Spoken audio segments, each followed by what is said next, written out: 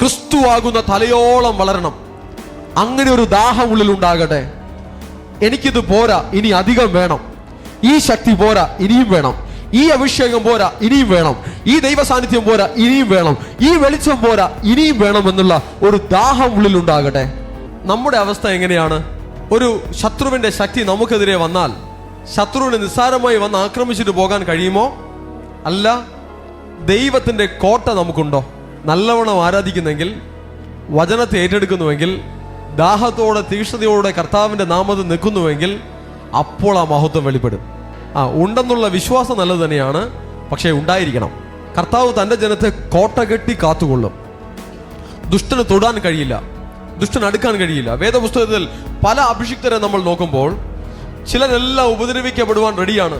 ഉപദ്രവിക്കപ്പെട്ടു, അടി വാങ്ങി, നാട് കടത്തപ്പെട്ടു, അനേക തരത്തിലുള്ള ഉപദ്രവങ്ങൾ അവർക്കുണ്ടായി.